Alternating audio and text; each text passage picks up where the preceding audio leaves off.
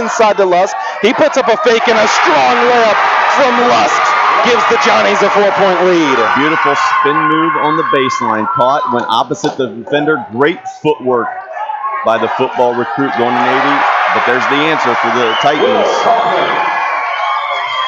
Going the other way, Cox is now Ottawa-Glandorf in a little bit of a press, trying to create some pressure. They do. Nichols gets the steal, gets it off to Blevins. He's on the three-point line, puts on a couple of crossovers, kicks it back out to the three-point line. Fake three-pointer there from Nichols once again.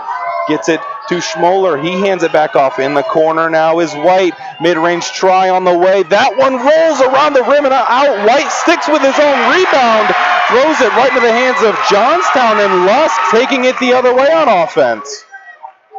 Cox has it across the half-court line, dribbles to his right, gets it off to Foe. He gets into the lane, decides to reset things. McConnell has it. Over now to Cox. He tries a three-pointer, and there's that three-point magic we needed to see from Johnstown Monroe. He is picking up right where he left off the other night. He was huge in how he was able to make shots and open the post up, and he starts off tonight with another three. Johnstown Monroe's offense is on fire here early. Ottawa-Glandorf trying to answer as they're on offense, and Schmoller answers with a backdoor cut and a layup. Johnstown taking it the other way. Lusk has it in the backcourt, almost gets caught. 3-on-2 fast break now for the Johnnies, almost lose it, and do another turnover for the Fighting Johnnies. White has it across half court, gets it over to Nichols. He thought about the three, kicks it back over to Schmoller. Now back up top to White. He dribbles inside. Ottawa-Glandorf being patient on this possession, really looking for an open shot. No, they need to chip away at this lead here early. Nichols has it in the post. Lusk right there on him. Lusk, terrific defense, but even better offense from the Titans. Lusk did a great job of getting him off the block, but he was able to take that bounce, little turn, and finish in another turnover. And the turnovers so far are going to be proving to be detrimental for the Johnnies. Johnstown Monroe with a couple of great defensive stands, almost a travel. Every Titan fan in the building wanted to travel, not going to get it as Lusk has it once again. He rifles one inside to Foe, and that one's going to fall off target, and they're going to tag Foe with a foul for Johnstown Monroe. Early foul Lusk has it once again. He rifles one inside to Foe, and that one's going to fall off target. Game, it was Luke Rawlinson for the Rough Riders who had some early fouls. Tonight, the first early foul is going to go on Foe. It's something we'll need to pay attention to as we progress here through the first half. Ottawa-Glandorf looking to take its first lead of the night in the first quarter. Across the half-court line, now swinging it over left wing, a jump pass all the way inside to Mag. He kicks it out to the three-point line, and there's the first lead of the night for Ottawa-Glandorf. Great job of driving baseline, finding the open shooter. Johnstown didn't rotate. And we see another turnover thanks to the pressure by Ottawa-Glandorf. I believe that is 3 possessions that have ended in a turnover for Johnstown Monroe. Ottawa-Glandorf trying to take advantage. They put up a shot, will not score, but they will foul. And that'll be Johnstown Monroe basketball out of bounds. One thing we're seeing here early, like you said, the pressure really bothering Johnstown. What adjustments do they need to make to break this press that Ottawa-Glandorf has? Well, it could just be nerves. Settling in, taking care of the basketball, big game. You know, Johnstown has been to this point in tournament play one time in school history. So again, settle in, play the way you've played all season long. But right now, it might just be a little bit jumpy, a little bit nervous. See how quickly the Johnnies can get their offense going. Foe looking to take a double screen and does, gets the switch. That's going to be a defensive foul, and the Johnstown Monroe Johnnies are going to have the basketball out of bounds. And one thing we see Ottawa-Glandorf doing early is attacking that ball screen with a hard hedge and almost turning it sometimes into a double. They're not going to let Foe come off of that double or any high ball screen action clean. Johnstown trying to respond with a bucket of their own. It's been a while for them without one. Foe deep in the lane, puts one up. Not going to get the and one, but is going to get rewarded with 2 shots at the charity stripe. First time Lusk caught the ball in the post. You saw Ottawa-Glandorf double. This time Foe with a nice little flash to the ball side block. As soon as he caught it, here came the double team, but he was able to get it up, got himself fouled, and will step to the line. Johnstown with their first free throw attempt of the night. That one's off the back of the iron and out, looking to cut it to a 1-point lead now. It's been high-octane, fast offense here in the first quarter with just over 3 minutes left to play in the first. Foe able to make his second, and that does cut it down to a 1-point lead. Ottawa-Glandorf across the half-court line the other way. Schmeck has it, takes a screen, gets it off to White. He swings it over to Fuka. He dribbles to his right, being patient, holding on to it, picks up his dribble, gets it inside. Nichols has it in the post. Saw him score from there once before, not going to score on that one. Fast break opportunity. Foe has it, lost control of it. They're going to say he stepped on the line. And what a costly mistake, as Foe had what looked like to be some free points. Great outlet. Unfortunately for the Johnnies, the second time Foe's had a little bit of trouble handling the basketball in the transition in the open floor. Create another turnover. So self-inflicted wounds here, hurting the Johnnies early. Ottawa-Glandorf once again off of the turnover on offense, dribbling to the left, gets in the lane, picks up his dribble, gets it off to Coleman. He swings it out to White. He dribbles inside now, puts up a floater in the lane. Terrific defense from Johnstown, looking to secure a rebound. And Cox able to pull it down, gets it out to Potter. Now we're up top to Lusk. He puts on a great crossover, drives inside, but that's going to be an offensive charge foul for Nichols. What a terrific play, putting his body on the line. What makes that even more difficult for the Johnnies to swallow is the fact that there was a 5-on-4 situation, so not only do you get the charge call and not get the basket, but you had a number situation, people wide open. Bad decision there by Lusk. Unfortunately for the Johnnies, another turnover. That has been the name of the game for Johnstown. This Ottawa-Glandorf press has been a nightmare for the Johnnies. Really no answer for it yet so far. Not too much trouble, as they only have a 1-point disadvantage, but they're going to need to collect more rebounds if they want a chance to chisel this lead away even more, because the Titans are going to be stepping up to the line for two. Well, Ottawa-Glandorf may have seen something, on film or the other night when watching, because they are crashing the offensive glass hard, and they've given themselves several chances to get second chance points, and they capitalize here again with a free throw. White makes his first free throw of the night, still has another one in his back pocket, and the best thing about me of Lusk, he's a big guy. You would see him more as a post player, but I mean, he can pass the ball with some efficiency. Absolutely, real nice player, but here we go. Made free throw allows Ottawa-Glandorf to set up in their 2-2-1 trapping press. Creates a turnover. Another costly turnover for Johnstown Monroe. Ottawa-Glandorf on the fast break, driving baseline, decide to reset things back out to Schmoller. Now over in the right corner, mid-range try on the way, and that one falls, extending Ottawa-Glandorf's lead further. Real nice job there. Instead of battling Lusk in there with the strength, just caught, stepped out, faced him, and knocked down the little 10-footer. Real nice when you have a 6'7" post guy who can catch and face and knock down that jumper. We take a look at the replay. Nichols just faced him up and decided to take that one for Johnstown Monroe, at least from what I'm seeing. It looks like they're playing a little scared, like a little bit, they're scared of this Glandorf press. Well, and give a lot of credit to Ottawa-Glandorf. We knew coming in, and we talked to coaches and stuff, and who had seen them all season long, and said that their man-to-man pressure and defense was so good, and they have proven it early.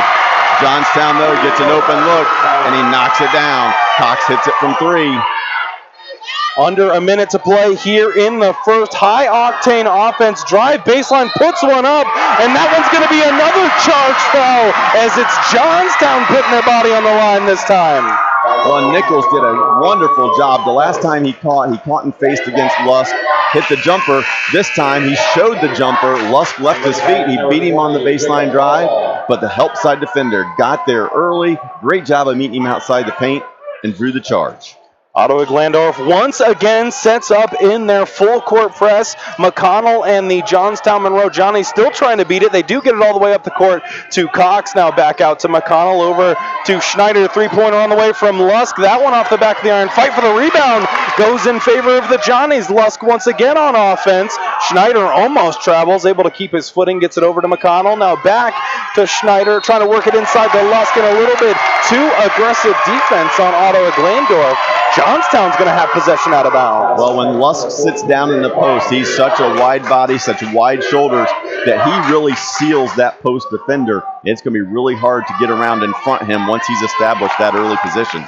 24 seconds left. Schneider has it. I'm sure Johnstown will hold it for the last shot here. Foe dribbles baseline, puts one up, and that's an easy layup for the Johnstown Monroe Johnnies.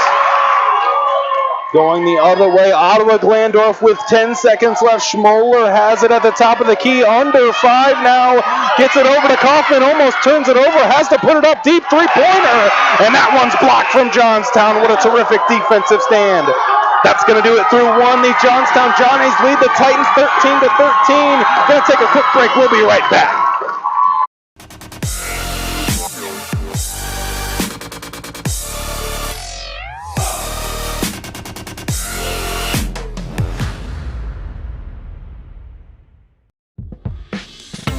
Tonight's presentation of Regional Championship Hoops is brought to you live and free by HazMatOhio, All Hazards Training Company. Find out what HazMatOhio can do for you at HazMatOhio.com. No paywalls, just live sports, exclusively on the OH.REPORT.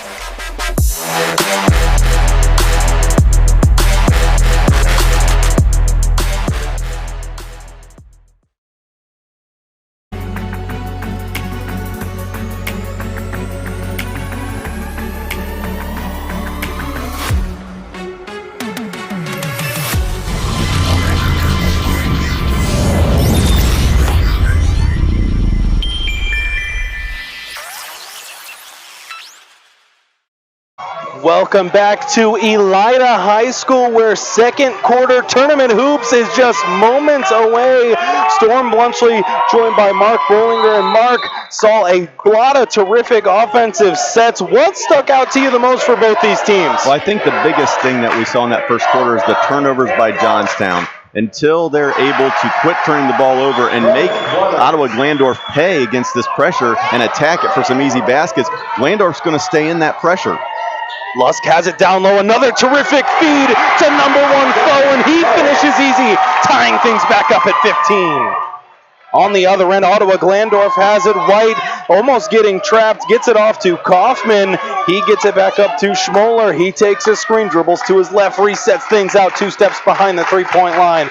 Blevins has it, takes a step all the way inside, too strong, off the rim. Rebound tracked down by Ottawa-Glandorf.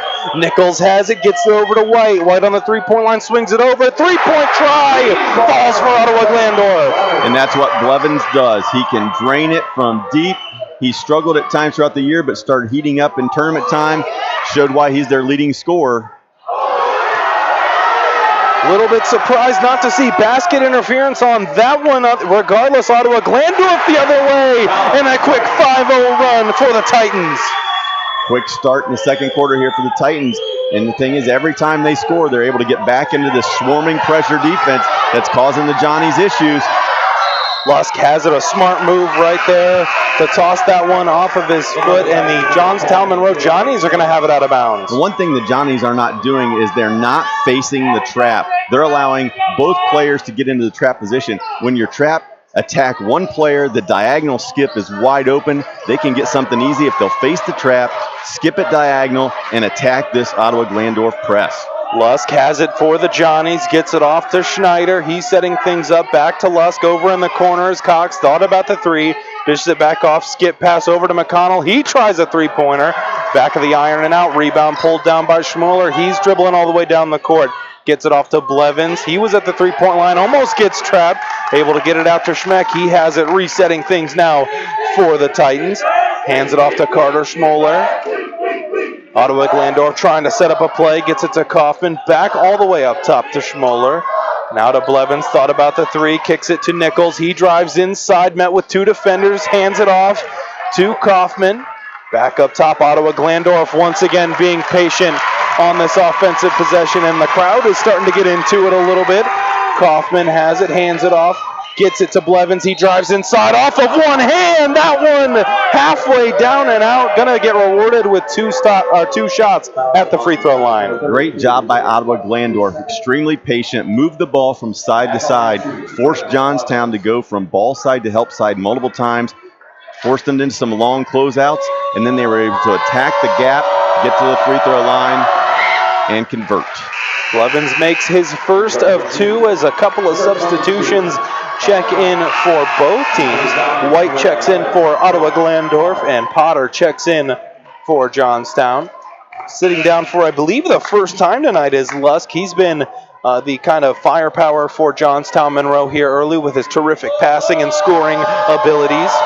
Stepping up to the line, Blevins once again. He knocks his second one down. One thing I want you to pay attention to here on the defensive end is the way Ottawa-Glandorf has chosen to guard Johnstown. They put the 6'7" Nichols on Cox as the helper. What that allows him to do is with that length, he can close out on the shooter, but then that he also allows him to go and be a good helper against Foe in the post. So great coaching, great job in the prep for this and putting up a tough matchup here for the Johnnies.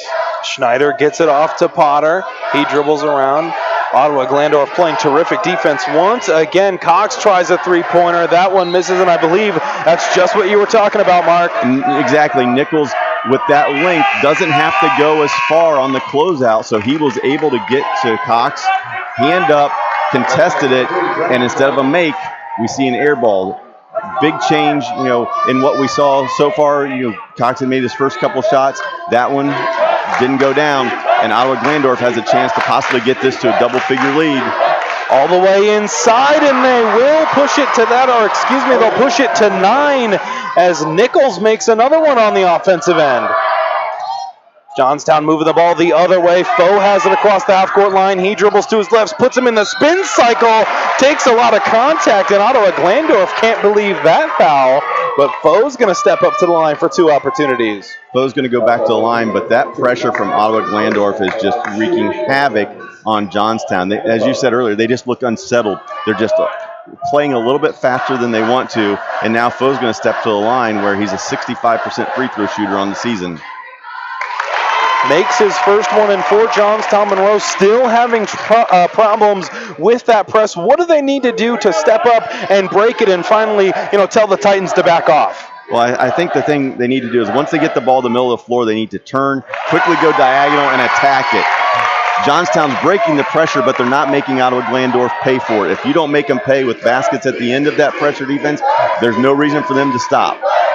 On the other end, Ottawa-Glandorf trying to extend their lead even further. Schmeck has it, thought about shooting, decides to dish it off into the post to Nichols. He's had a couple of baskets here late, and that one goes up, almost goes in, but a couple more free throws are coming for Ottawa-Glandorf. Great job of catching, faking inside, going off of that right shoulder towards the baseline, getting it up there, almost went in, but instead he'll step to the line for two. It seems like Johnstown Monroe is having a lot of problems with Nichols in the post. What do they need to do to kind of take away that post position? Do you think it's just a matter of the guards having to dig down, or what do you think needs to be done? Well, the hardest part in guarding this right now is Ottawa-Glandorf moves so well without the basketball. There are 5 guys in an open post that are cutting, screening, setting you up, and then what is happening is Nichols is seeing the opportunity, and then he'll run a flash to the post. And so at that point, you don't get a chance to jam him up at the free throw line and battle him from the free throw line to the block like you do in transition. He's able to get there to that mid-post, to that block area, pretty much uncontested because they've been running cuts. Johnstown able to get it across half court, and a beautiful bounce pass to Cox, and he puts one in, and there's the confidence for Johnstown Monroe. And that's what they need to do at the end. Break the pressure and score against it. Don't just break it, finish with a basket. Reverse layup on the way, and a couple more free throws are coming for Ottawa-Glandorf, but for Johnstown Monroe, when they did break the press, it did seem like they were kind of just wanting to reset things, even though they did have the advantage, but right there taking the opportunity on the 2-and-1 fast break.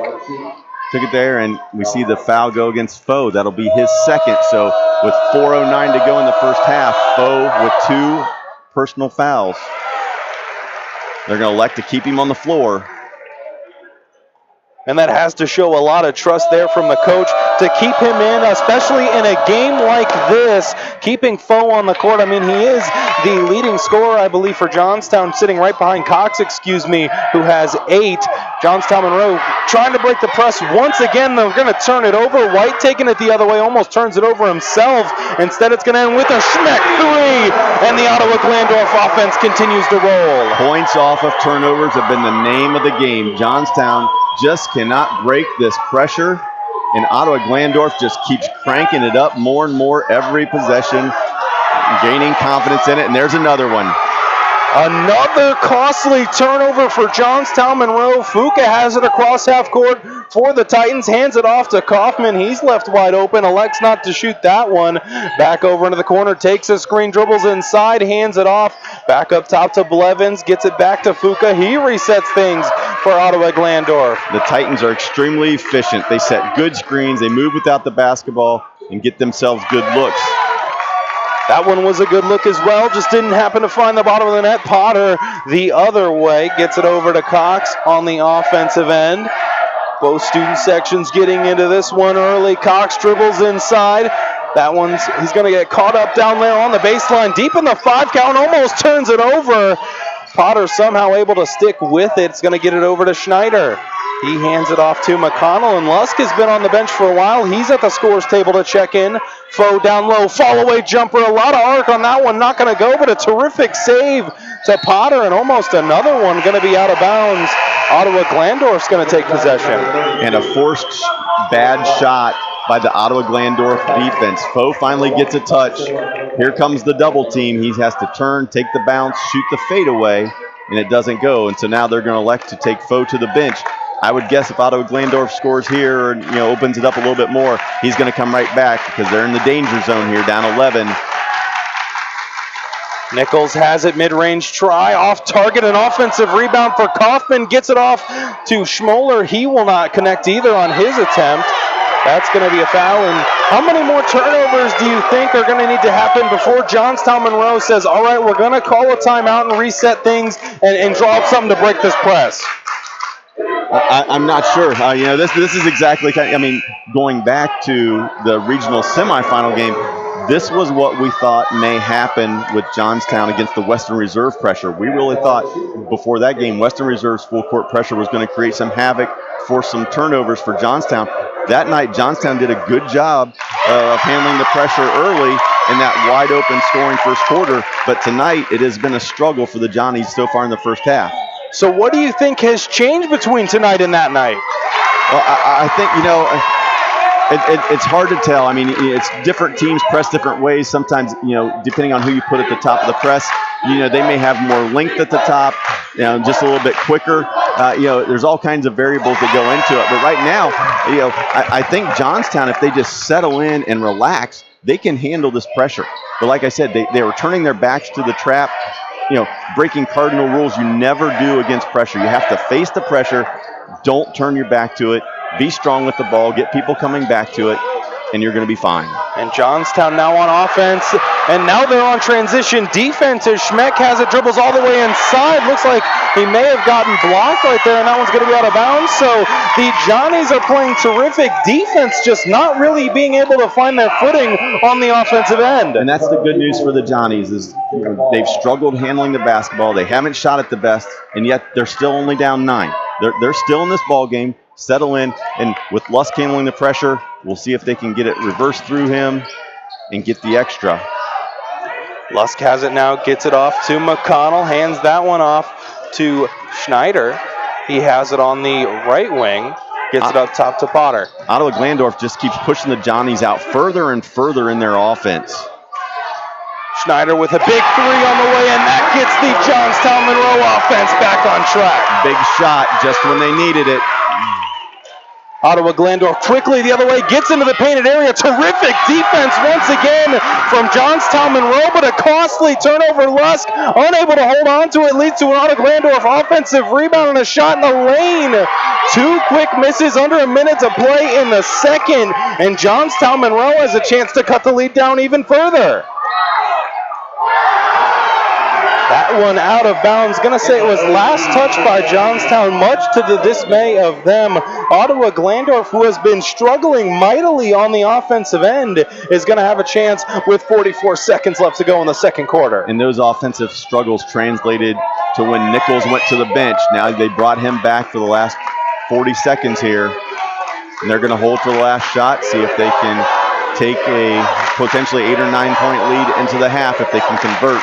And that would be a lot of momentum here for Ottawa-Glandorf, as the points have not come easily here for them in the latter half of the second quarter. They're going to have a chance to score here now with under 15 left to play in the second quarter. Schmeck has it. I would guess you're going to get something with Blevins and Nichols. All of the teams on their feet, gets it over to Blevins. 5 seconds, drives inside, takes a lot of contact and puts it off the glass. And that's going to do it and send us into halftime, where the Johnstown Monroe Johnnies trail the Ottawa-Glandorf Titans 32-24. Going to take a quick break. We'll be right back with some halftime stats. But for now, you're watching High School Hoops live and free on the OH Report.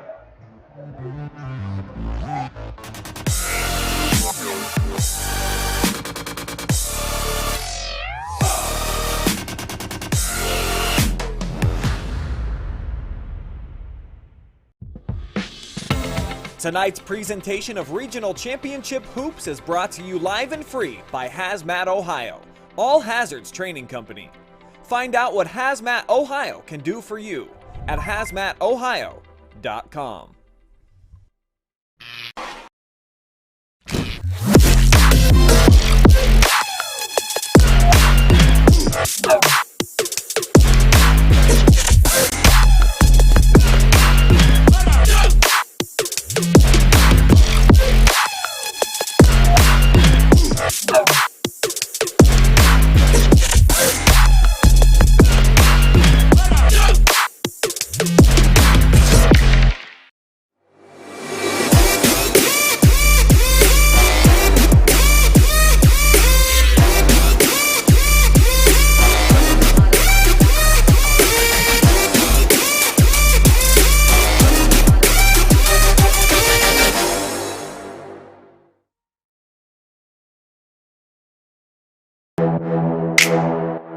No paywalls, just live sports. Exclusively on the OH Report.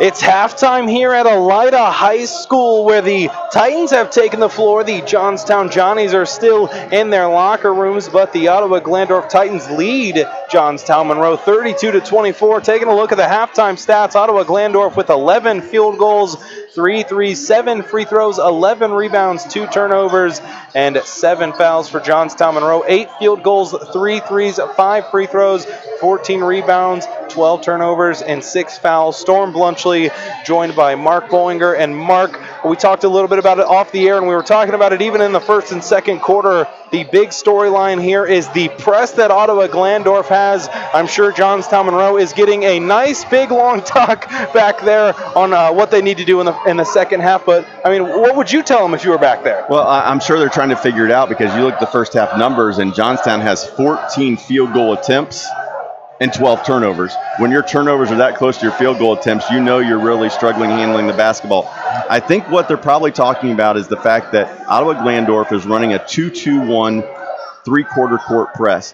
Anytime you are attacking an even-numbered front, you want to attack it with an odd number. So whether it's with 1 or with 3, I would think that they're going to try to do that instead of matching up in almost a 2-2-1 set. As the half progressed, one thing I noticed Johnstown was doing was they were bringing all 5 players into the backcourt, almost into a 2-3 press breaker. I wouldn't be surprised if we'd see Johnstown change that up, try to spread the floor.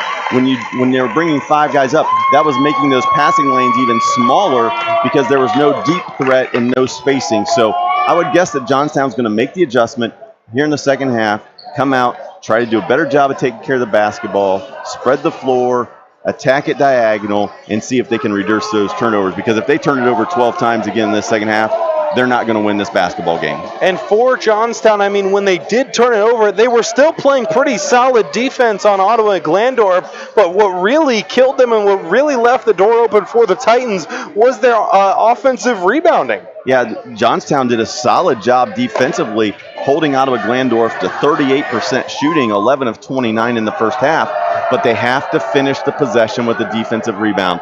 Ottawa-Glandorf ended up with 6 offensive rebounds. Those 6 offensive rebounds translated into 8 or 9 points. So that's something that the Johnnies need to clean up. If they can take care of the basketball and eliminate the second chance points for OG, they're going to get themselves right back into this. And we saw quite a bit of fouling. Foe and Lusk both have 2. That could be a little scary. I mean, if they get their third, it's kind of no big deal. But, I mean, if they get a fourth here in the third quarter, that could be scary. Well, at this point in the season, in this kind of game, I'm guessing that you're going to see them, if they would get a foul, they're going to remain on the floor. You have to have those guys on the floor, with 16 minutes to go, with a chance to go to Dayton. You don't want to be having to put those guys on the bench for a long amount of time. So I'm guessing that, they talked about that at halftime, but if we see Lusk or Foe get an early foul, I'm guessing they're going to stay on the floor, especially being down 8. If they were up 8, completely different situation for the coaching staff of Johnstown.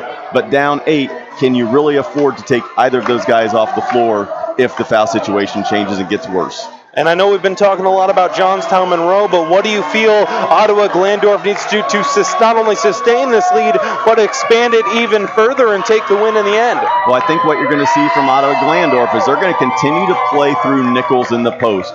He does such a good job of getting post position down there that Johnstown has had trouble either allowing him to score or by allowing him to get to the free throw line. So I think what you might see is they play through him. If Johnstown brings the double, you'll see Nichols kick the ball out for either the 3 or the catch and the extra to the corner shooter for the 3 or the baseline drive.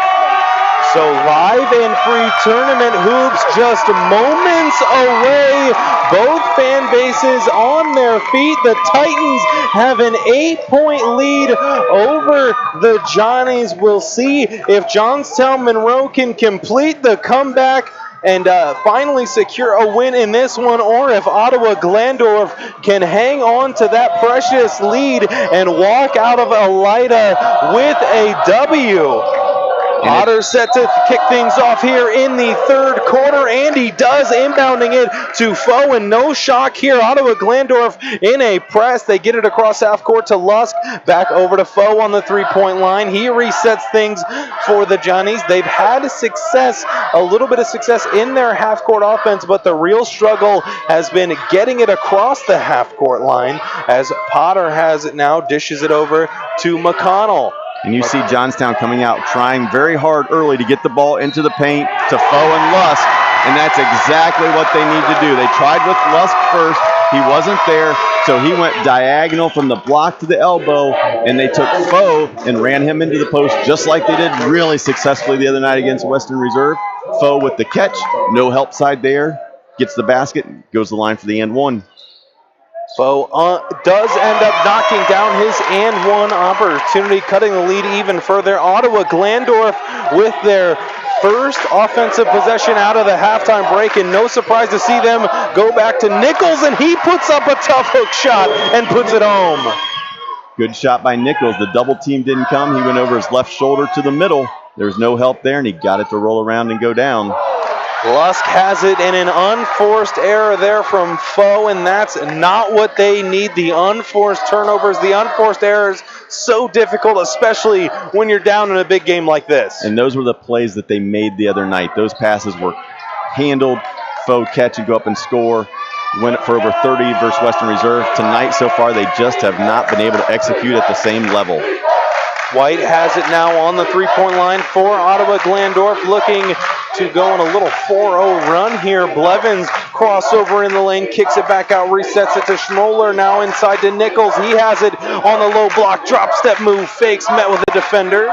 Able to get it out to Kaufman, and their offense resets once again. Looks like they're trying to work it into Nichols. They do. He takes a quick shot, puts up a reverse layup. Off target, terrific post defense from Johnstown. So two possessions, both possessions, they went to Nichols to get a post touch. Successful in the first one, the second one didn't go their way. Foe has it now for Johnstown Monroe, gets it off to Lusk. He dribbles all the way inside, and an easy layup right down Broadway Street for the Johnnies. Good answer for the Johnnies. Good strength, dribble drive, nobody there to help, and he went all the way. Got an easy one. Ottawa-Glandorf trying to respond. Blevins has it, puts on a crossover. Almost looked like he got going too fast for his own 2 feet. Almost turns it over. Schmoller able to corral it. Now over to White, back up top to Nichols. Working it inside, and now White down inside. Finds an open look, but will not get the layup to fall. Foe's going to have it the other way across the half-court line. And those are ones that at the end of the game you might want back. It was an easy one that didn't go, and the Johnnies answer. A huge answer at that by McConnell, knocks down a massive three-pointer, which cuts the lead to just 2. Ottawa-Glandorf the other way, trying desperately to answer, have had 2 misses in a row. Blevins a heat check, and that one falls. What an answer for the three-pointer on the other end. That was deep. McConnell did such a good job defensively the other night and then hit a couple big shots. Tonight, that was his first 3 of the game, but Blevins had the answer. Another almost unforced turnover, able to collect it. Terrific hustle from Johnstown. Cox has it, dribbles inside, takes a lot of contact, puts it up, puts it in, count that one, and a foul. Big play and a big call. That block charge call is so difficult for officials, and that was a bang-bang play, and this one went the way of the Johnnies. That one's so tough to call. I believe the ref probably saw that left foot just sliding ever so slightly. Regardless, Cox is going to step up for the and one opportunity. Won't get that one to go. Rebound pulled down by Ottawa-Glandorf. On the defensive end, one thing that Johnstown has changed in this half is they are not guarding number 14, Will Kaufman. They're allowing him to be open on the perimeter, using Lusk as a helper, just sitting in the paint, almost like he's playing the middle of a 2-3 zone, allowing Kaufman to catch and go wherever he wants. He's not a threat in the Johnnies' eyes, and there's the charge. What a terrific play by Lusk. Again, Johnstown with 2 charged balls tonight, and that one was definitely leading to a score. So what a terrific play from Lusk to put his body on the line once again for his team. He saw it coming all the way. What a great play, a high basketball IQ. He saw the dribble drive coming, and now they're going to try to go over the top.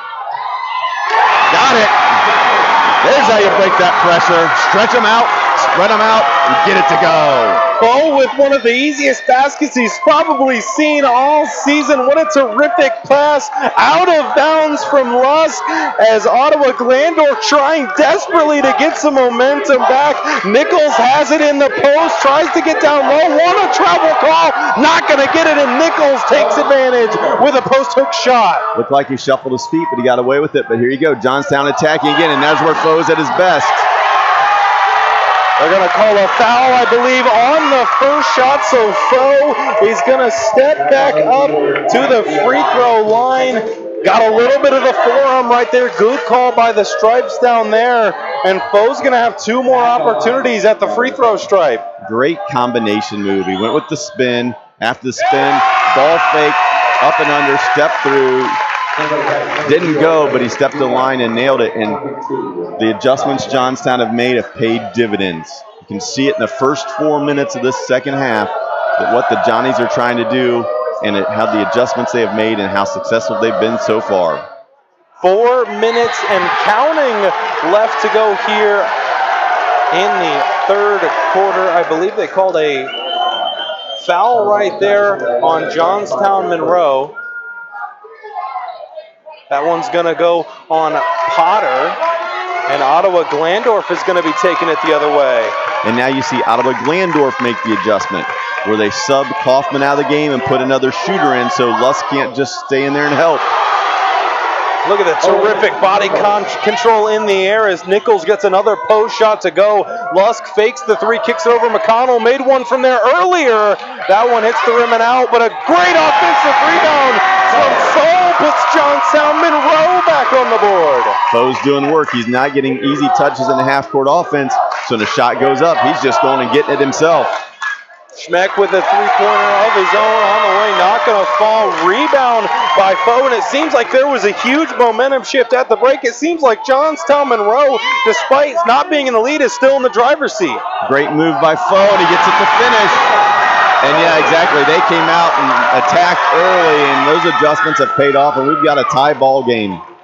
White has it, kicks it out, 3-pointer from Blevins, off target once again. Rush with another big defensive rebound across the half-court line. 2 minutes and 50 seconds, kicks it out, 3-pointer going to be faked from Cox. He drives inside, back out to Lush. He takes a screen, dribbles to his left, got his man in the post, hand off to Cox. Fakes the 3-pointer once again, back out to McConnell. Resetting things is Johnstown Monroe. Nice job by Ottawa-Glandorf running Cox off the 3-point line. He likes to shoot that. They're going to make sure he has to put it on the floor to try to beat him.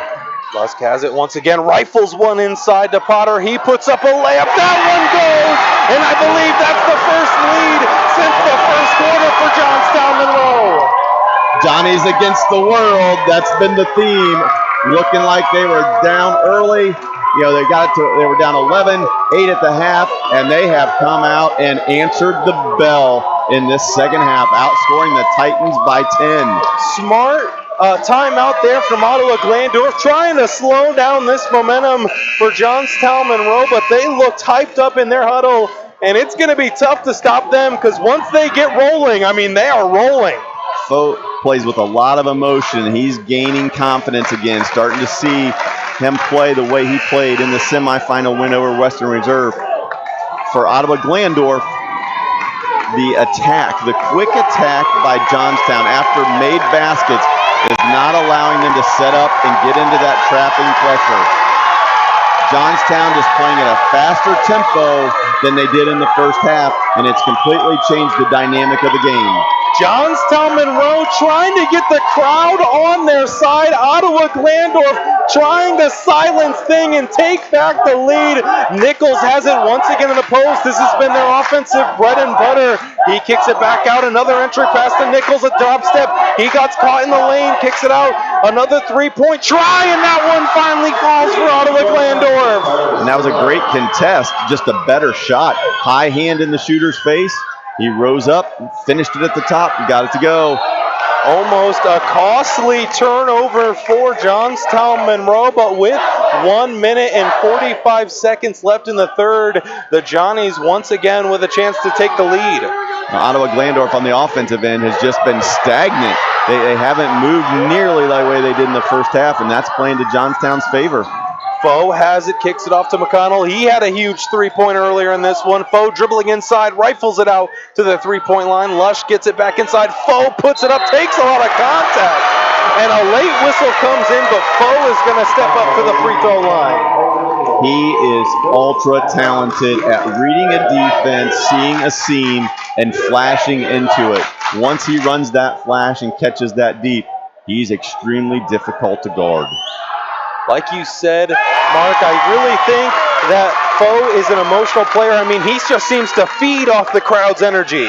Absolutely. Now we'll see if he can give his team the lead. That's going to be interesting as we go to the other end after this free throw. Nichols is going to the bench. While Ottawa-Glandorf has tried really, really hard to play through him, the second half they've done it in a more stagnant way where instead of an open post, they've went ahead and played 4 around 1 with him sitting in that post. In the first half, it was 5 out, and they would allow him to cut to the basket when he saw the seam. It's kind of changed, and the rest of their guys aren't moving, making it a lot easier for Lusk and the rest of the Johnnies just to sit in that help side position. Ottawa-Glandorf for the lane violation, and that one's costly as it gives Johnstown another opportunity at the free throw line and gives them the lead. Like you said, going to be interesting to see what happens on offense with Nichols on the bench. Looks like they go to Blevins. He drives all the way inside, and McConnell wanted the block so badly, but he's going to get a foul, and a couple more free throws are coming for the Titans. Looked like he got it clean up top. I thought they were actually going to call Foe with the block, but instead, I think they anticipated the contact, blew the whistle. Chance to go, and in the last 2 free throws, it completely showed you how the little things are so important. On the other end, Foe misses a free throw, but a lane violation gives him a second chance, and he makes it. Then you come down and miss a free throw. Those are the little things in a tight game with a chance to go to the state tournament you just can't have happen. Some terrific pressure here from Ottawa-Glandorf, almost leads to a Johnstown Monroe turnover, and does. Each of the refs were pointing the other way, but nonetheless, Ottawa-Glandorf is going to come up with it, and this is a big offensive possession for them. And that was a missed opportunity by Johnstown. They had the long diagonal wide open for the layup as Ottawa-Glandorf had 5 guys up in the backcourt, and they missed it. They could have gotten another one and taken the lead. Blevins has it, gets it over to Schmoller. He dribbles to his left, back to Blevins, fakes the 3, dribbles back to his right, takes a screen from Kaufman, now over to White. Blevins is going to be the answer for Ottawa-Glandorf. With Nichols out, look for them to run some sets, see if they can get Blevins open to pull the 3 ball. And a step back one at that offensive rebound for Ottawa-Glandorf. Fumbled on the pass. Blevins thought about the 3. Looks like he's trying to reset things for the final shot. I would think they would hold it here. 30 seconds to go. Tie game, get the last shot. It's going to give Nichols an extra 30 seconds plus the break in between quarters to rest. And Ottawa-Glandorf has the ball coming out in the 4th quarter, so they could have consecutive possessions here, see if they can execute and score. Johnstown really needs to get a stop. 15 seconds, a big momentum shift on the line. Schmoller has it under 10. Now he gets it inside. White dribbles inside, and a very late whistle comes out, and White takes a hard spill, but is going to step up to the line for 2. Down screen into a curl cut. He took it to the basket, and it looked like Foe got him clean from behind. But the guys that are the most important are the ones in the black and white stripes, and they said there was contact, and they'll go to the line for 2. Steps up to the line for his first attempt. That one falls off target, and like you said, those little things are really starting to add up for Ottawa-Glandorf. And a lot of people like to say the ball doesn't lie. Ball does not lie. You heard it here first from Mark Willinger-White. Another free throw. That one finds the bottom of the net. Johnstown Monroe has to go the length of the court. Home run ball on the way with 5 seconds. Tipped away, and it looks like Ottawa-Glandorf going to shoot one from half court. Off target. That's going to take us into the 4th quarter where the Titans lead the Johnnies 46-45. Going to take a quick break. We'll be right back.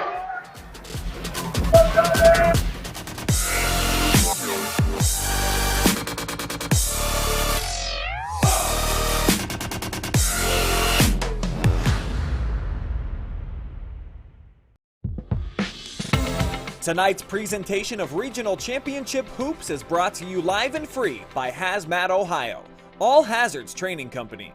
Find out what HazMatOhio can do for you at HazMatOhio.com. No paywalls, just live sports. Exclusively on the OH Report.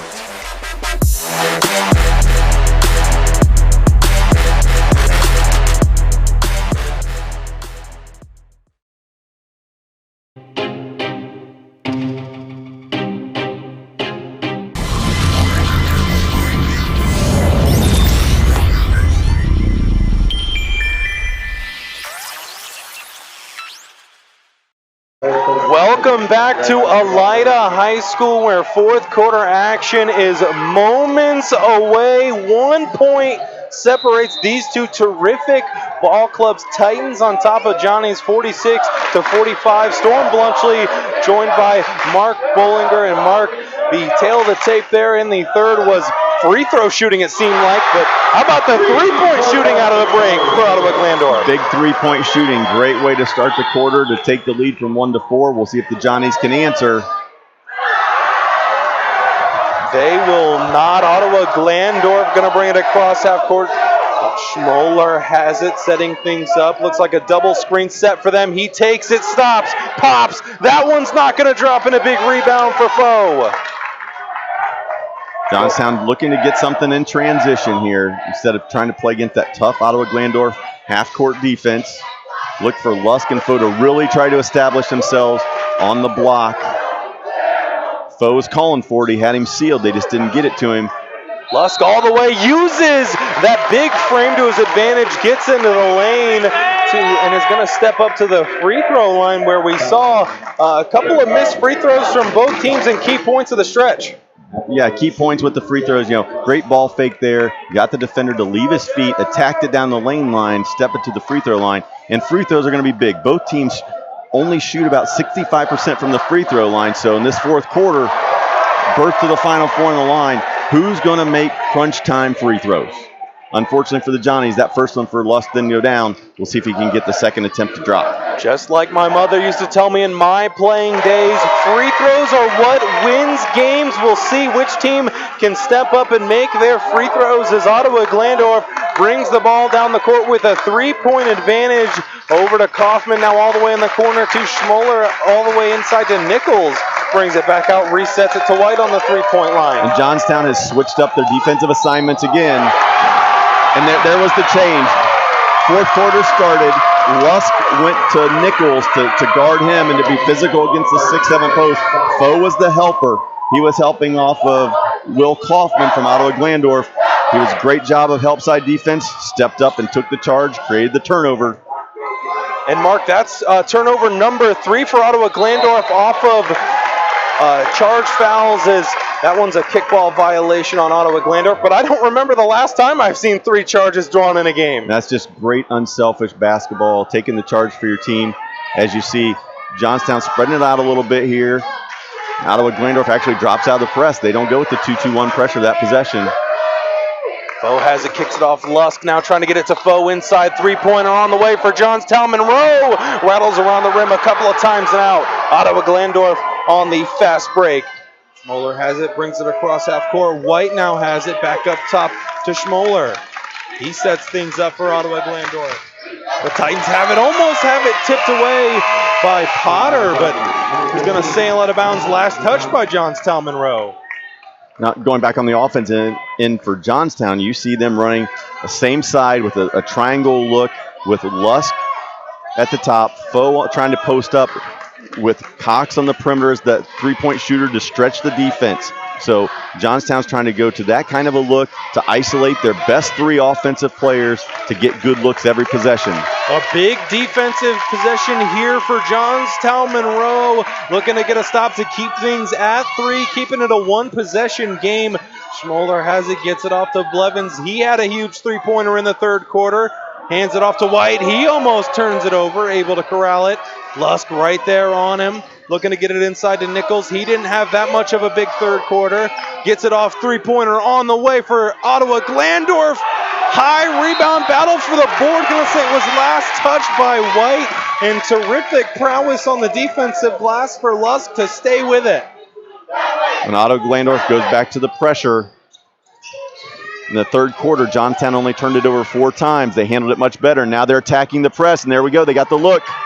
Foe all the way inside, took a lot of contact, no call from the Stripes. On the other way, Schmoller, both these teams struggling a little bit on offense. Nichols down low in the post, Lusk right there, terrific defense. Great defense, used his chest and his strength to just keep Nichols out and make the shot a tough one.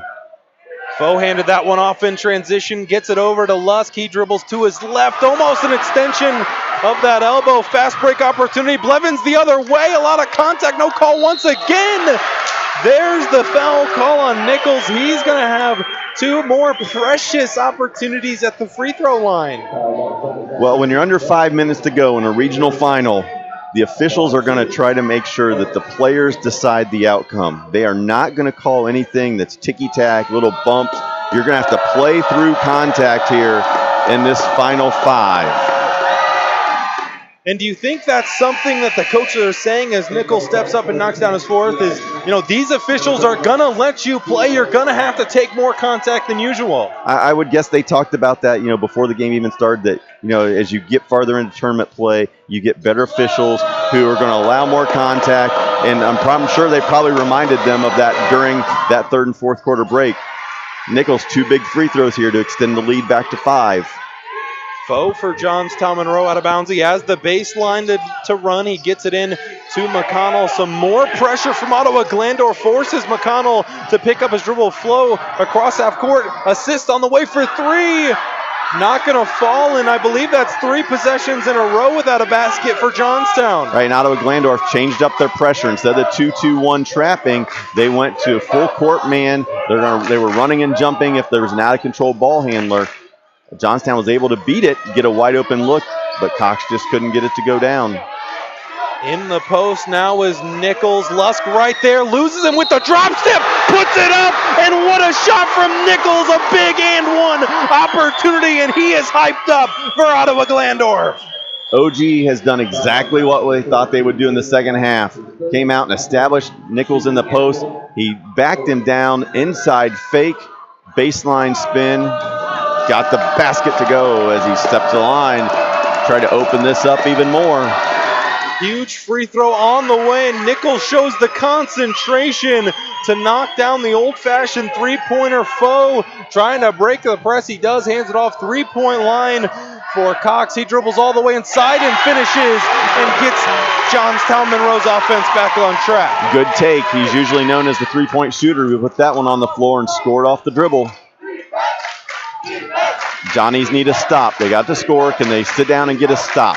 Nichols has it once again in the post. Going to go right back at Lusk. He kicks it out. Trusts his teammate on the three-point line. Not going to drop. Foe another defensive rebound. Lusk taking it the other way. Johnnies avoided dangerous situation there. The closeout was not good. They didn't get there. And then they turn it over on the other end. Ottawa can't afford to do it in the last 3.5 minutes. You've got to value possession of the basketball. A timeout called here from Ottawa-Glandorf, and from now on, pretty much the whole rest of the game, Mark. Ottawa-Glandorf in no real rush. The clock is their best friend right now. Well, anybody that's seen Ottawa-Glandorf throughout the years knows the kind of program and team that they have. This is a carbon copy of so many of those other teams out in Ottawa-Glandorf history that has the intangibles. They're tough. They're disciplined. They take care of the basketball. And I'm guessing when you come out of this timeout, you're going to see an Ottawa-Glandorf team that's going to run a specific set, and they're going to get the exact look that they want off of that set. If it's not there, the ball is going to come back out. They're going to reset and run something again. I don't think you're going to see Ottawa-Glandorf take a bad shot or a contested shot here on this possession. Do you think the Titans are going to go back to Nichols in the post? Lusk, despite his big frame and stature, has had some trouble with him down low in the post. Do you see Ottawa-Glandorf trying to exploit that in crunch time? I think they're probably going to try to get him a post touch. It'll be interesting to see the response or the adjustment that Johnstown makes. The last few times, or even I guess most of this quarter, Lusk has been on him, and they've not been giving him any kind of help. He sat behind him in the post, allowed him to catch down there, and just tried to use his strength to get him off the block. But Johnstown hasn't doubled. They haven't showed at him or anything like that. We'll see if he catches in the post, if on the first dribble they go and look to double or at least show to him to make him pick it up and give Lusk some help on the block. Schmeck has it for the Ottawa-Glandorf offense. Johnny's really trying to create a turnover with that double team, and it seems like McConnell is just playing, I believe they called a box and one, where he just went around trying to trap the ball handler. Well, it looks like on that one they trapped the first pass, and it looks like they're going to try to extend it. So they're in a 1-2-2 or 3-2 extended zone now. They went away from the man. They're going to try to trap it. They know that the clock is against them, so they have to try to create some turnovers and not let OG just sit there and run time and offense. Schmeck has it on the offensive end, gets it to Nichols, feeds that one inside to Kaufman, and a big layup for Kaufman in crunch time. Textbook offense against a trapping defense. Get the ball to the high post and get an answer. But on the other end, the Johnny's answer. They're staying tight within 5. 2 minutes and 40 seconds left to play here in the fourth. If you don't like this, you don't like live and free high school hoops. Ottawa-Glandorf and Schmeck trying to seal this one away. Johnstown trying to mount a comeback. Blevins trying to answer, and that one falls. What a huge shot from Blevins for the Titans. Big shot. I'm not sure Coach was really excited that he took it. He was excited when it went in, though. Lusk the other way, getting into the post. High arcing shot.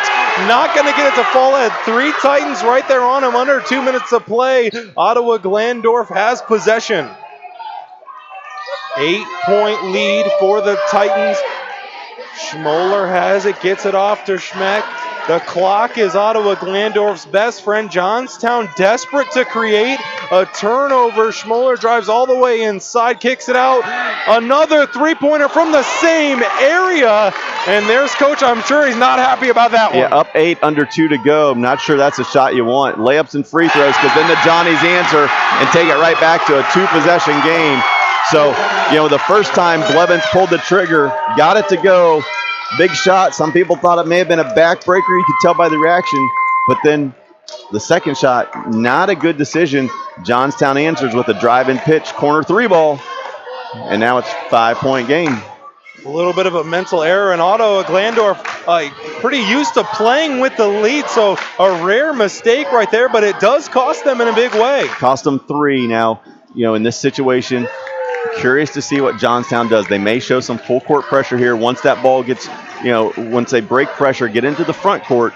I wouldn't be surprised if Johnstown starts fouling. Okay, they have 16 fouls. You're playing against a team that has shot 65% on the season from the free throw line. I'm sure they've identified who are the Titans' worst free throw shooters, and it may be a situation where they want to foul the rest of the game.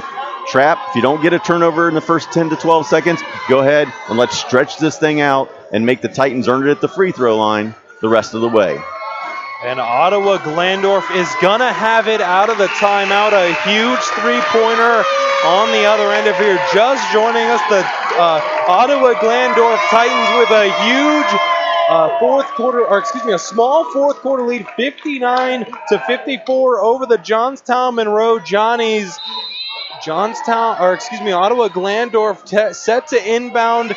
Johnnies with a little bit of pressure, almost caught Ottawa-Glandorf off guard. And they almost had it. Johnstown came out in full court, man-to-man, denying pressure. Foe almost created the turnover off the trap. And once again, the Johnnies are going to stick with that. They're going to switch the balls, or switch the screens. Try to get a couple traps.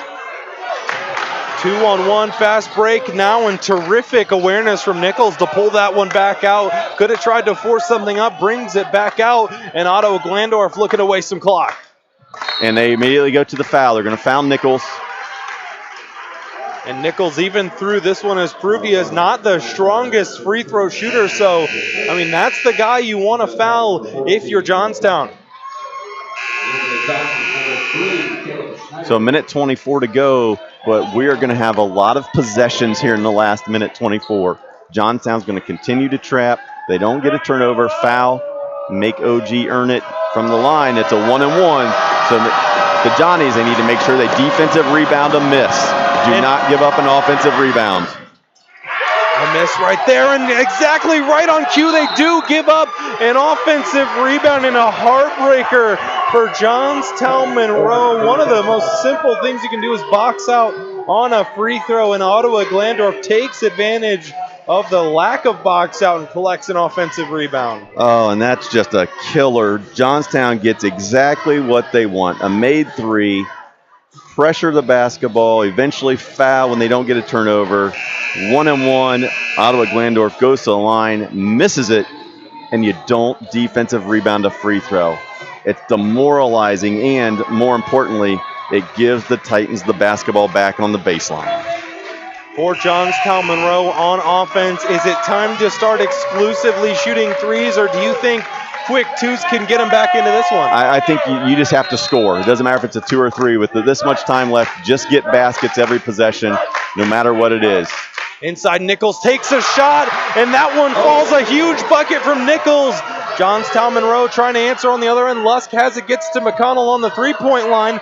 Thought about the three, back to Lusk. He dribbles inside, tries to float it up, and another turnover for Johnstown Monroe. They didn't have a lot in the third or fourth quarter, but that one is costly. It's costly. Sometimes it's not how many you have in a quarter or a half. It's when you have them. And worse yet, that's going to be number 5 on Gavin Foe. And Foe, who played a terrific game tonight, had 19 points, gets a standing ovation from his squad, but they are going to be without him throughout the last minute of this one. Nichols steps up to the line to knock down a big free throw, does not, so a little bit of life still left for Johnstown Monroe, and they turn it over. Another huge turnover for Johnstown Monroe, and Nichols once again gonna step up to the free throw line. And Jake Lusk is so frustrated with himself. He's such a competitor, such an outstanding athlete and football player, basketball player, just do-it-all kind of guy. And you just see him frustrated and upset with himself with the unforced turnover.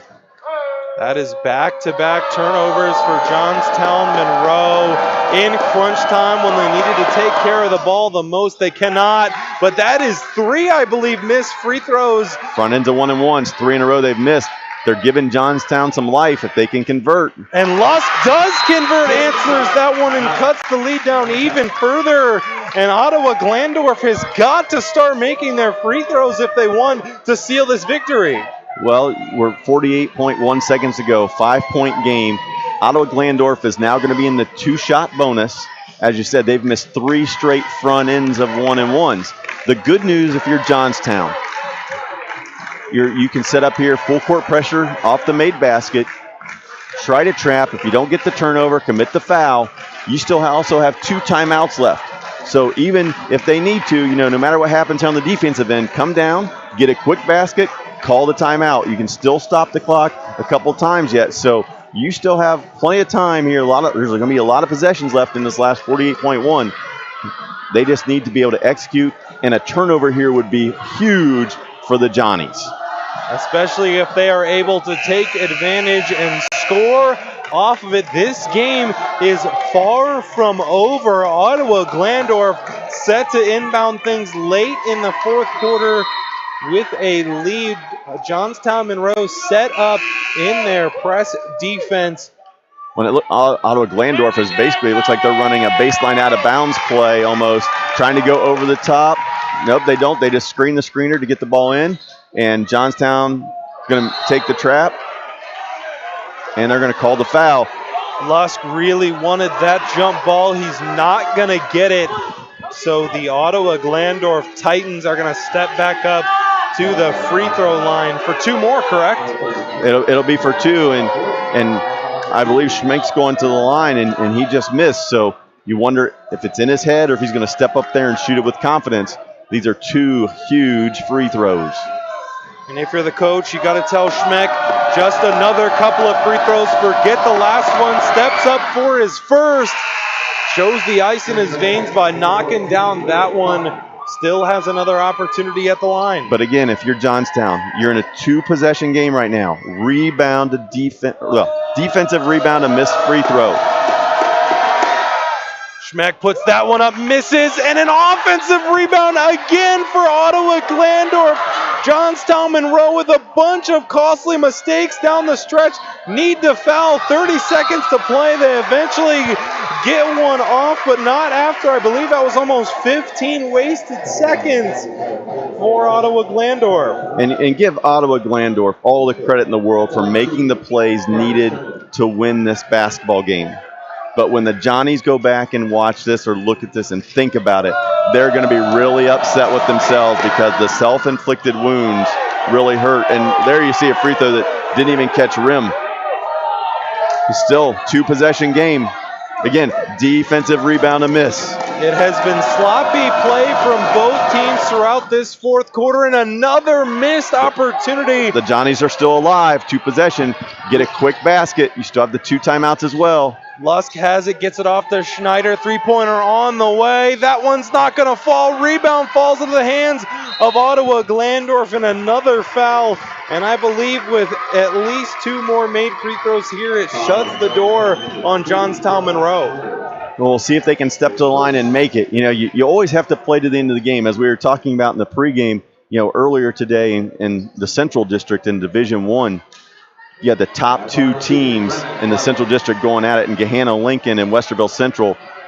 Westerville Central hits a half quarter down 2. Half court shot goes in at the buzzer to send them to the state Final Four. So you have to play it to that last second, but that free throw goes a long way in taking it to a 3-possession game for Ottawa-Glandorf. Blevins has an opportunity to nail the coffin in this one and does. Johnstown Monroe still with a pulse, a faint one that is going to need to play perfect throughout the final 20 seconds and pull a rabbit out of their hat.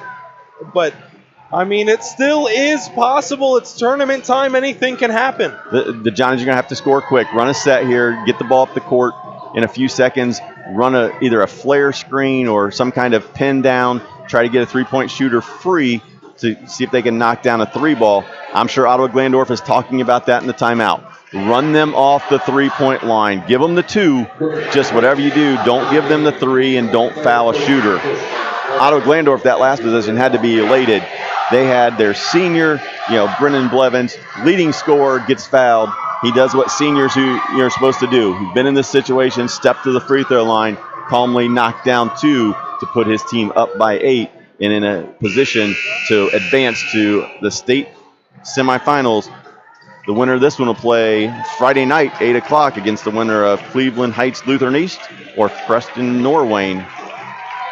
Johnstown Monroe looking for a miracle here at Elida High School. Lusk has it out of bounds for Johnstown Monroe. 20 seconds left. Gonna have to inbound and go the length of the court. Potter has it back to Lusk. He's gonna get it across half court. Gotta go quickly here. Lusk drives inside, kicks it out to the 3-point line. Triple on the way, off target.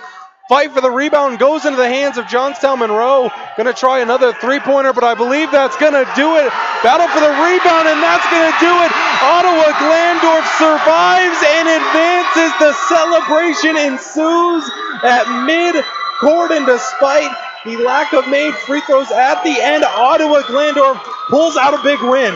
A huge win for Ottawa-Glandorf and for their community. As we said earlier, the girls played in the state championship today. While they fell short, now the boys have punched their ticket to the Final Four, and they'll see if they can bring a state championship back to Titan country. The celebration continues on the court, and for Johnstown Monroe, they played a terrific game. It was just a few key turnovers down the stretch. Didn't collect a bunch of big defensive rebounds. It was tough for them, but, I mean, they played an overall great game of basketball. Yeah, and I think today you saw some of the struggles that had hindered the Johnnies throughout the season came back to bite them, and it got them at the worst time possible. They ended up with, I believe, 21 turnovers on the day. They didn't shoot the ball great from the perimeter, and you put those things together, and it adds up to a very tough and disappointing loss. But when you advance to the Elite Eight, you have nothing to hang your head about because they were an outstanding basketball club and played a great season and had a great tournament run. And Johnstown Monroe had the lead late in the third quarter, but just couldn't put it together in the fourth. And Ottawa-Glandorf made plays when it counted. As you see them with the trophy now, that's got to be a huge thing to be part of history and be able to take that back to your school and put it back in the trophy case. Well, put it in the trophy case. And Ottawa-Glandorf is a school that is widely known throughout the state for their athletic success. So the pressure and maybe the better would be the expectations. They expect to win. And so this team has matched those expectations and found their way back to Dayton. And they'll be heading down 75 South with a chance to play.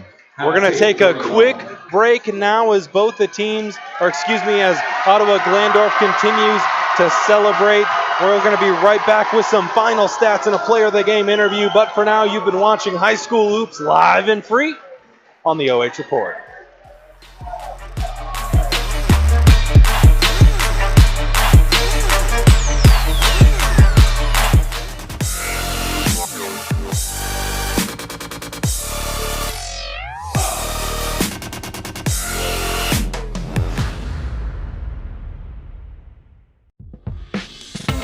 Tonight's presentation of Regional Championship Hoops is brought to you live and free by HazMatOhio, All Hazards Training Company.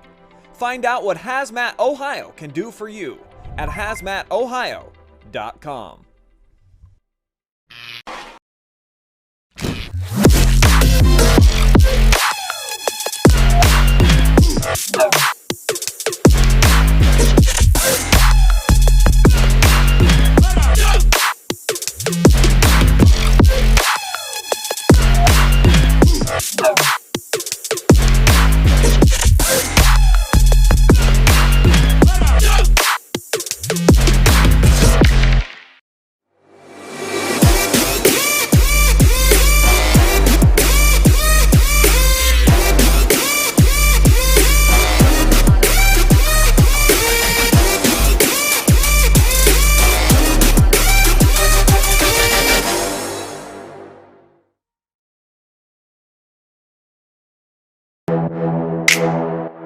No paywalls, just live sports. Exclusively on the OH Report.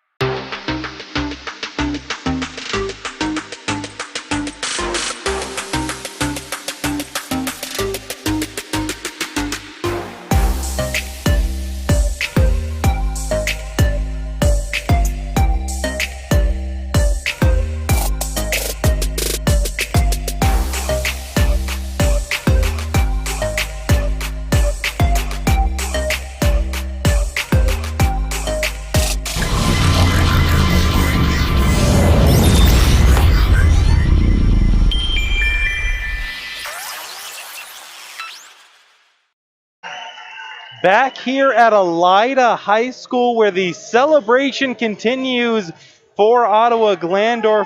Storm Blunchley joined by Mark Bollinger. And Mark, what a celebration this bunch must be. I mean, it was a grinded out game all the way until the final buzzer. It's got to feel good to finally be up there cutting the rope. I think it feels really, really good for this group to cut down the nets. As we talked about, they were right here 1 year ago. A year ago tomorrow, they were sitting in the regional finals. They had played outstanding basketball in the regional semis, knocking out Colonel Crawford 66-34, sitting in that Elite Eight game, ready to try to play 32 minutes of basketball to send themselves to the state tournament. COVID takes that out. Took them out. The OHSA had to shut down the tournament. But a year later, here they are, and this time they were able to be successful and knock off Johnstown and reach the Final Four in 2021. I mean, it's got to be great through all the adversity. The season wasn't even guaranteed, but here we are. I mean, almost, I believe it's over a year later now. Ottawa-Glandorf gets back, not only gets to this game, but finally able to prove themselves and win one. Well, and now they get a chance to prove themselves again. They're going to be going to Dayton in the semifinals. They'll be taking on Cleveland Heights Lutheran East, an outstanding team who beat Norwayne tonight 74-55. Lutheran East is a storied basketball program with great success. Their regular season prepares them for tournament play. They take on the likes of St. Ignatius, St. Ed's, Akron, St. Vincent, St. Mary. So Ottawa-Glandorf is moving on, but when they get to the semifinals at the state tournament, they're going to be taking on a team that has seen some of the best teams in the state of Ohio are going to be ready to take on this Titan ball club. And I mean, what are the keys for them? Where do they go from here? I mean, it seems like they're hitting their stride when it's important. What do they need to do to keep excelling and keep playing deeper and deeper into the tournament? Well, I think the biggest thing they need to do is exactly what we saw them do tonight, and that's take care of the basketball. You look at the turnovers this evening, and the official stats show Johnstown with 19 turnovers on the night. On the other hand, Ottawa-Glandorf only turned it over 4 times. You look at the field goal percentage, 57% from the floor for the Johnnies. They shot it well, but they only had 35 field goal attempts. Ottawa-Glandorf, 15 more attempts. They were 21 of 50. But when you only turn it over 4 times, you're going to get more shots. And then the last thing they did really well is they offensive rebounded the basketball. Did an outstanding job. 10 offensive rebounds on the night for Ottawa-Glandorf. Gave themselves the chance for second chance points, and I think that was the difference in the ball game. And we especially saw it down the stretch at offensive rebounding. I mean, on the free throw line, Johnstown had a lot of momentum. They made a huge 3 come down foul, and it looked like Johnstown was maybe going to sneak away with a win. We saw one miss off the rim, but Ottawa-Glandorf was just who wanted it more, went up and got it. I mean, the basketball shows no bias. Whoever wants it is going to go get it. And they went and got it. And again, that's a credit to Ottawa-Glandorf. You look at the points, and Owen Nichols led the way with 21, and Brennan Blevins had 18. Exactly what we expected throughout before the game. Those 2 guys were their leading scorers all season long. They were their leading scorers in the tournament, the leading scorers tonight. But the contributions from their other guys, they had great balance. You look down the score sheet, 8, 7, 6, 4 from the other players. But then the rebounds, key offensive rebounds by other players, did a great job. Complete team effort and a complete team win for the Titans. And I mean, I can only imagine what it feels to get up there, especially at this point. I mean, they probably cut down a few nets prior to this one, but I mean, this one's probably got to be something special. There have been a lot of nets cut down in Ottawa-Glandorf history, but anytime you cut down a net, it's special, especially when you're at this level. The feeling that these coaches and players and even this community must have, I'm sure it just never gets old. And I mean, that's a part of history you can keep and take with you forever, something you can show your kids, grandkids, family, friends, everything. I mean, that has got to be something that, goes in a picture frame at home. It's got to be something you hold on for life. Oh, absolutely. Those things mean the world, and especially when you look around the state of Ohio, and I kind of touched on this a little bit earlier, but just to reiterate, winning championships is so difficult. There are great coaches that I know who won 300 and 400 games as a coach who never won a district championship. There are great teams when you saw them ranked, teams that would be ranked in the top 5, all season long that dominated, and everybody penciled them in that they're going to be in the state tournament, get knocked out early and don't even win a district or a regional title. So every time you can cut down a net and take that little piece of net home is something special, because there are so many great players, great coaches, and great teams who've never had the opportunity to do so. So I'm sure Ottawa-Glandorf is cherishing this one, and if they can, they'll cherish it even more if they can cut down the nets in Dayton next weekend. And we have a treat here tonight. We have our player of the game tonight, which we are waiting on. Congratulations, I'm standing courtside with him now. First off, I mean, what are your thoughts? What are you thinking? What's going through your mind? You just got up, cut down the row, won a really tough, grinded out battle. I can't even, this feeling right now is unbelievable. You know, cut short last year. It just really sucked last year. So I knew this year I had to come different, had to really push this team, and hey, we made it. And this feeling's better. It's amazing. Talk to me a little bit about that. Those late game heroics from the team. I mean, got a couple of huge offensive rebounds down the stretch. When it really counted, the door was open for Johnstown Monroe, but you guys slammed it on them with those offensive rebounds. Me and my partner Will Kaufman, we always practice on free throws. So we call it fire, and we'll send one guy in front of the other, and then we'll go right behind him, and it opens it up, you know. And that's what happened tonight. We got one of those lucky bounces came our way, and that ended the game. Taking home a piece of hardware. What's it feel like to be part of such a great historic program? I mean, Ottawa-Glandorf always so good in the basketball area. I mean, what's it feel like to be part of that elite club? God, I love this community. You know, these fans are unreal. They travel so well, and they're just everywhere, you know? And they're so loud. It's great. Growing up as a kid, you always wanted to be on the court playing for Titans. All righty, I'll let you get back to your teammates. It looks like they're getting ready for pictures, so thank you very much, and congratulations. Good luck the rest of the tournament. Thank you. All righty, and that's going to do it here. And you love to see a young man who's not only successful on the court, but extremely humble, talking about his teammates and their drive to get back here. That meant a lot. And that's going to do it here from Elida High School, where we saw an exciting match between two juggernaut ball clubs. On behalf of Storm Blunchley, and Mark Bollinger, it was a fun one tonight. Final thoughts? Like you said, two outstanding ball clubs. It was a great basketball game. Excited to see Ottawa-Glandorf go to Dayton and see what they can do down there. But, you know, again, while Johnstown gets on the buses for that long ride home back to Central Ohio, hopefully they understand what a great season they had and what a performance they put on in the semifinal win and then tonight, and it's something that they should be very, very proud of. So, again, it was a pleasure. Great to see a lot of people here for some exciting and great high school basketball. Thank you very much, Mark, for joining me on the color commentary. Thank you so much, Zach Fraley, Garrett Parlett, for locking it down on the camera, and thank you very much, Adam Thompson, for locking it down on the director position, making all our graphics and whatnot. Thank you so much to our sponsors who are making it able for us to provide all this coverage for you live and free. And thank you so much to the fans for sticking around, hanging around for a couple of hours, watching with us at home. But for now, you have been watching High School Hoops live and free on the OH Report.